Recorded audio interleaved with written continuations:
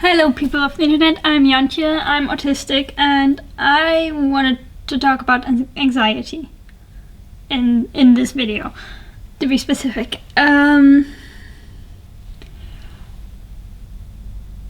Anxiety, I think, is something that a lot of autistic people experience.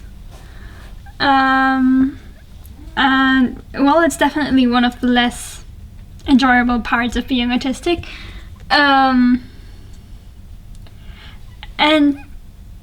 I think very specifically for autistic, I mean, anxiety in general can sort of really start to affect every aspect of life. But hello, cat. But I think especially being autistic just really adds another dimension to that, I guess. It makes it a lot easier, basically. And I think part of the reason why autistic people often have so much more anxiety is that well, it's so much easier to acquire anxiety about everything because there's so many more things that can make you anxious. So basically what this video is just me going through a list of reasons for why autistic people have reasons to be anxious, I guess. So, for example, I think autism is quite known to, well, make people seem slightly weird in social contexts,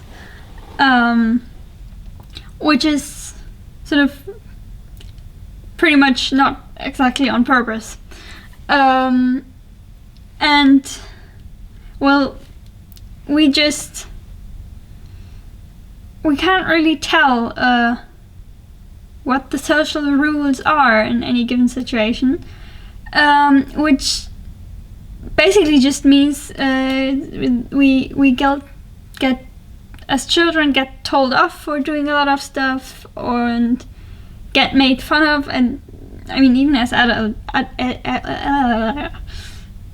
adults, to be honest. And we sort of don't know why. So the experience of being in any social place is very much anyone can be angry at you at any given time for reasons that you don't understand. So sort of the afterthought of everything you do and say in a social context becomes, what if that was wrong? What if someone's going to be mad at me now? And then it's also very hard to judge other people and to judge what their intentions might be. So it can also happen quite a lot that you sort of get taken advantage of by people who are pretending to be very nice to you, which you then mistake for them genuinely being nice while they're actually not being very nice. And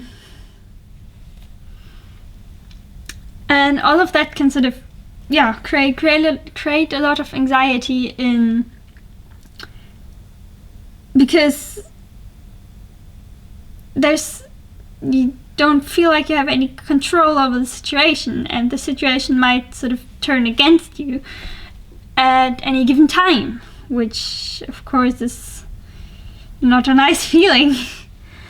And then on top of that, there's also sort of hyper empathy, which seems to be quite common for autistic people as well, even though that's slightly against the stereotype. And that makes it very, very easy to be taken off guard by anything.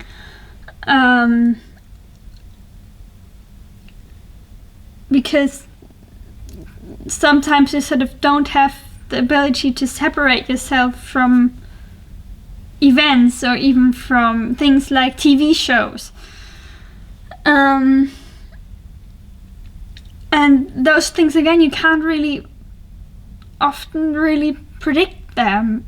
I mean, you can, try to not listen to the news or anything, but then anyone can start talking about whatever they want to at any given time. And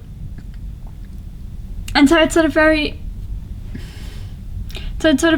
hard to avoid, but it can also sort of create anxiety about a thing that you haven't actually experienced, but, for example, seen someone else experience in a TV show. In a way, I guess probably most people experience when they watch horror films or something like that then for a time afterwards they're sort of afraid of whatever it was in the horror film that created the horror. But at least in my experience, for autistic people, then that experience can be basically watching any film, and the effects of that can also last a lot longer than maybe the next day or just the rest of the day or whatever. It can sometimes last for years, and it's basically because the events seem so much realer, or can seem so much more real and so much more like you've actually experienced them. And I think the biggest point is actually that we are very often far more sensitive to any sort of sensory impressions, whether it's sound or smell or taste or something you see. And because we're so much more sensitive, these things can become hurtful. That sounds like they're emotionally hurtful. Physically hurt. They can physically hurt. Let's go with that. They can physically hurt much more easily than that might be the case for a neurotypical person. Because it's so much easier to or because it can happen so much more frequently, that you sort of just get hurt, get physical sensations that hurt in everyday life. You start sort of, trying to predict them because your body would like to not hurt. And the purpose of an anxiety is to make you not get hurt. So of course you're going to start being anxious about things that hurt you. But if these things are sort of normal everyday things that can happen at any time, like, I don't know, if you're in a city, some sort of fire siren, or whatever, and that can start to make you feel very anxious all the time because, well, you can't predict when that's going to happen, so your body thinks it needs to always be alert in order to protect itself from the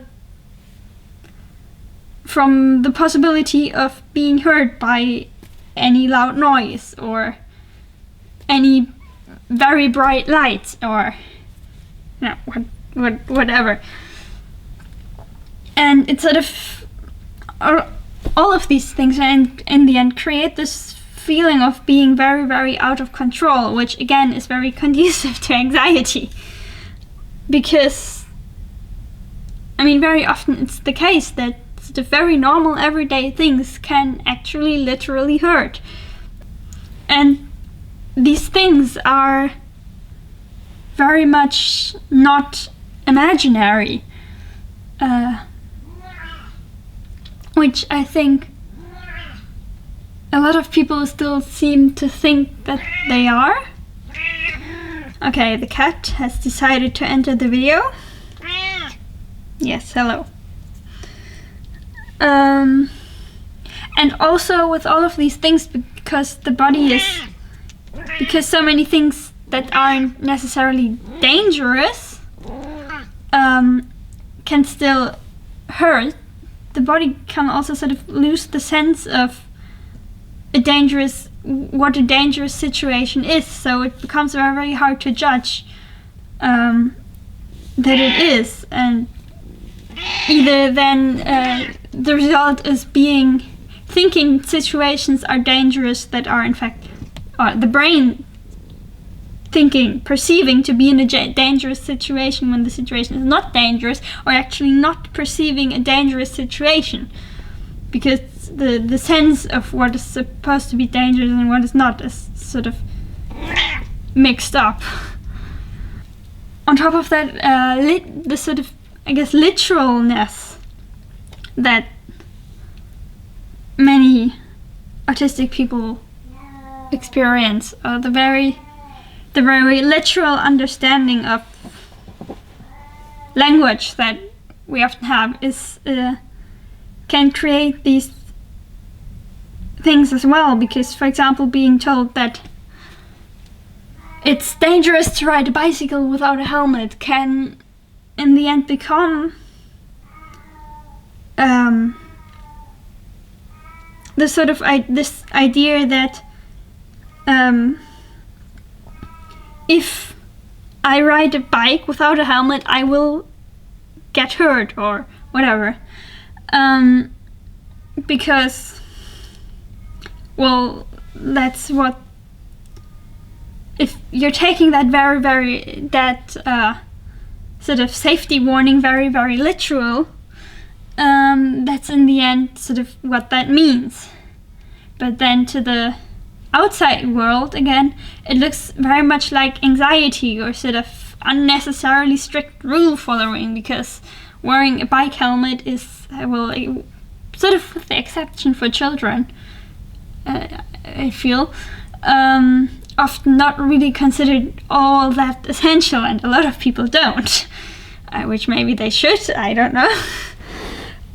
And then on top of that, again, sort of, first of all, having to manage all that anxiety, and then also just the fact that, again, sensory information, and there's so many things that you need to think of consciously, because the brain is not doing them unconsciously, like any social rules, and, just generally trying to ignore all the sensory impressions that are happening all the time. Well, it can be very exhausting, which, again, is very, very conducive for anxiety. And sort of all of those things combine and team up to sort of, well, give a very good breeding ground for anxiety, and then it sort of becomes like that game with the, what's it called? Is it called whack-a-mole? Something like that, with a little animal coming from the ground and you need to hit it and it keeps coming up everywhere. That thing. Anyway, that sort of, but instead of the mole, it's your anxiety, and if you've gotten rid of your anxiety in one thing, it comes up somewhere else, and then it comes up somewhere else again, and then and I mean, that alone makes things very, very exhausting. Okay, I'm repeating myself now. Yeah, well, it repeats itself, that's the point in the end. And sort of, well, not just repeats, but you know what this video is done. Well, if you've enjoyed me talking in circles, I would very much appreciate it if you would like this video or comment your own experiences with anxiety or autism or anything in between. And would maybe also subscribe to my YouTube channel if you would like another video next Friday, hand delivered to your